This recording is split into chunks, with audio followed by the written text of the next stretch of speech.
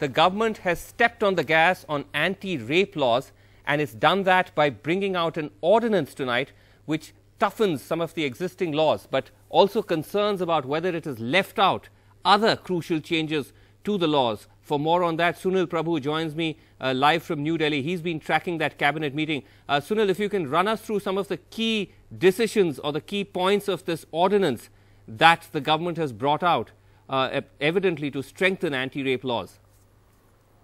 That's right, Srinivasan. Some of the those amendments that have been passed and will take into effect once the President signs that ordinance. We are hoping by later tonight it will become the law of the land, of course, subject to Parliament passing it in both houses of Parliament in the budget session, which will be convening on the 21st of February. What we have been told is that they have gone a longer distance in terms of the penalty. While the Justice Verma did not recommend the death penalty, and many women's groups who are arguing against it, they have decided to go ahead and recommend the death penalty in the rarest of rare cases. Of course, it will be left to the discretion of the judge, and of course they would like to see that the convict remain for its full remainder of his life in prison when he is accused of sexual assault or one of those sexual offences. But that, of course, is the discretion of the judge. The other point where the Cabinet has not agreed with the Justice Verma committee is on the question of what they call the consent in terms of sexual assault, whether it can be considered marital rape, can be considered acceptable. They have omitted that clause because they find there needs to be a more precise and clear definition, so they haven't accepted that. But otherwise, they have broadly accepted most of Justice Verma's recommendations that have been given in the criminal law. There is a new definition for sexual harassment based on what has been passed in Parliament in the Vishakla judgment, which has been enacted by the Lok Sabha in consonance with the Supreme Court's judgment. They have also added new clauses, indecent gestures, in terms of what will be sexual assault. There's an entire section which has been defined in that, and then of course the word rape has been replaced by sexual assault completely in the IPC. So broadly, a lot of changes. They have also included they have amended the IPC for the acid attack. So a number of broad changes. Broadly, the government wants to show its political commitment, as you rightly said, right, that it wants to go ahead and make it safer for women in this country. How they go about it in the next few days, especially since this was already being discussed by the Standing Committee and it's slated to meet on the 4th. But nevertheless, it will be given opportunity for this country to look at these laws far more seriously. Right, Sunil Prabhu, thanks very much indeed there with that breaking news coming in. So just to quickly recap before I throw this to my panel, that the government passing an ordinance tonight which brings in some changes to the existing anti-rape laws, the most significant of which is that they have recommended that the death penalty be given to what they call the rarest of rare cases of rape. They also claim to have broadened the definition of rape, and they have also managed to bring in some changes pertaining to the actual vocabulary of the definition, of whether you call it rape or you in fact call it sexual violence. But of course, there are those who might feel that a lot has been left out as well.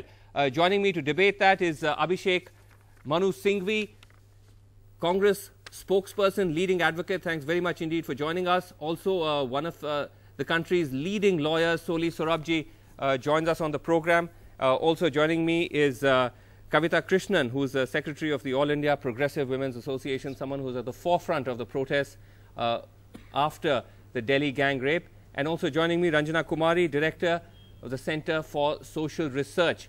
We'll also have Siddharth Vadarajan of The Hindu, managing editor, joining us in just a second. But first, if I can come to you, Abhishek Singhvi, could you explain to us some of the rationale behind this government's rather sudden decision to have this cabinet meeting and pass an ordinance with all these changes? You had the Justice Verma Commission report. It's quite an elaborate report. One would have thought the government would mull over it and then come up with a wider set of changes in the law. But why this sudden step?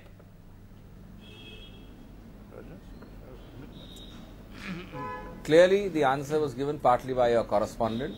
shows the commitment, the sincerity and the urgency with which the government views these things.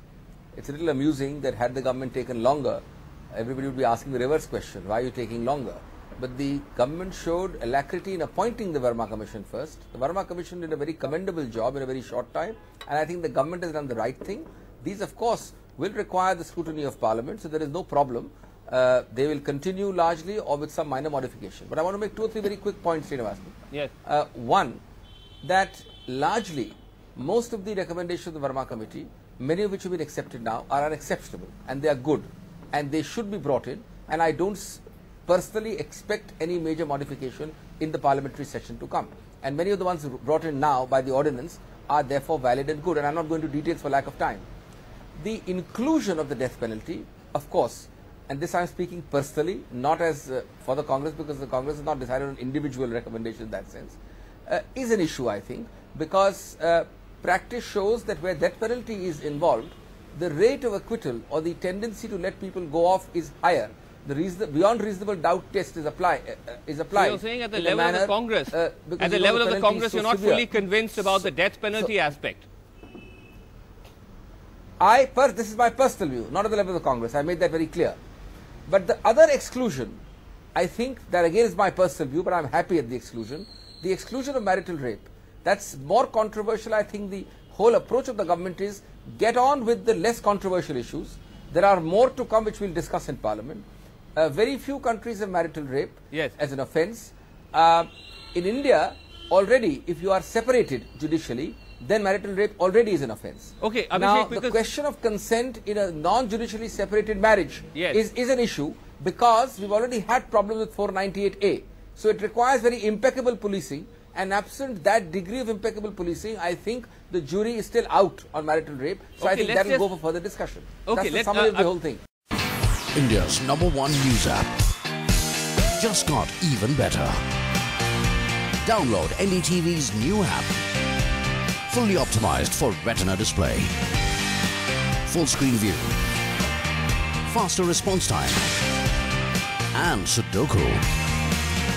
NDTV's new iPad app. Download now.